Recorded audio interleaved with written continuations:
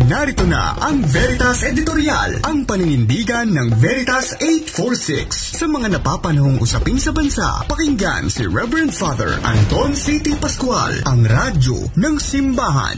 Veritas Editorial. Mga kapanalig, nakakapangilabot ang larawang ipinakita ng dating engineer ng DPWH na si Bryce Erickson Hernandez sa isang pagdinig noong isang linggo ng Kamara hinggil sa mga flood control projects o ghost projects na tinatawag. Sa isang mesa, makikita ang bulto-bultong pera, di mabilang na 1,000 pisong nakabundle at patong-patong na nakasalansan. Kinunan daw niya ng larawan ang mga ito dahil yon ang unang beses na nakikita siya ng ganoong karaming pera. Sa tanggapan ng Bulacan First Engineering Office daw, kinunan ang retrato. Ipamimigay daw ang pera sa mga project proponents, pero hindi na matandaan ng dating opisyal ng DPWH kung sino-sino ang pinagdalhan ng mga ito. Ang sigurado niya, aniya, ay normal na sa opisina nila ang pababagsak ng limpak-limpak na salapi.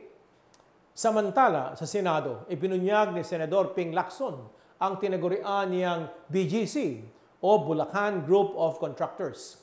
Kasama sa mga ito si Engineer Hernandez at ang boss niya na si dating Bulacan 1st District Engineer Henry Alcantara. Lumutang sa research na ginawa ng opisina ng Senador na bilyong-bilyong piso ang naipapanalo ng mga dating kawani ng DPWH sa mga pinagsusugalan nilang kasino sa Metro Manila, Cebu at Pampanga gamit ang peking ID, Sus Mariosep, na ipapalit nila sa bilyong-bilyong piso ang mga chips na ginagamit nila sa pagsusugal.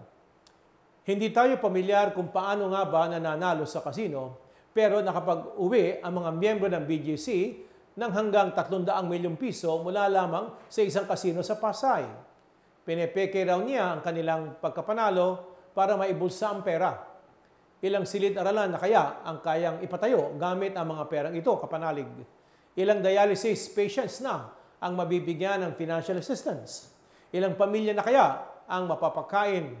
Ilang kababayan natin kaya ang hindi na magtitiis sa baha kung may papatayo lamang ng maayos ang mga proyektong pinaglalaanan ng mga perang ito? Ano masasabi natin, no? Nakakasuka, mga kapanalig, ang mga revelasyong ito. Lantaran tayong ninanakawan, mga kapanalig, ng mga naglilingkod sa bansa. Uminit ang ulo at kumukulo ang dugo natin sa mga balita tungkol sa katiwalaan sa mga flood control projects. Pero mabigat man sa ating dibdib ang mga nangyayari, huwag sana tayong umabot sa puntong ilalagay ng taong bayan sa kanilang kamay ang batas. Nakita ba ninyo ang mga nangyari sa Indonesia at Nepal? Galit na ang mga taga-roon sa laganap na korupsyon sa kanilang pamahalaan. Sinusunog na ang mga pasilidad at gusali ng gobyerno. Inihuhulog sa ilog ang mga nakikilanin nilang mga politiko. Hinaharangan na ang mga paliparan para hindi makatakas ang mga nais papanugutin ng taong bayan. Nananalig tayo, kapanalig, na kaya nating manawagan ng pagbabago nang hindi gumagamit ng karahasan. Gayunpaman, hindi rin natin gustong maglaho na lamang na parang bula ang mga isyong napakalaki ng epekto sa ating buhay. Huwag sanang tantanan ng media ang mga ghost projects na ito. Tulungan sana nila tayong ungkatin ang katotohanan. Magbunga sana ang mga investigasyong ginagawa sa Kongreso at matukoy kung sino-sino nga ba ang nasa likod ng mga anomalya sa mga proyektong dapat pinakikinabangan nating lahat, lalo-lalo na sa mga malapit sa mga baha. Maging epektibo sana ang kabuoang independent commission na mag-iimbestiga sa mga ito. At sa huli, dapat panagutin sa batas ang lahat ng tiwali. Habulin ng mga opisyal ng gobyernong katulad ng mga inilalarawan sa Isias 1:23 ng mga kasabwat na mga magnanakaw. Tumatanggap ng mga suhol at mga regalo. Habulin din ang mga private contractors na pinagkakakitahan ang kalbaryo ng marami. Papanugutin din ang mga nagbibigay ng mga suhol at mga regalo.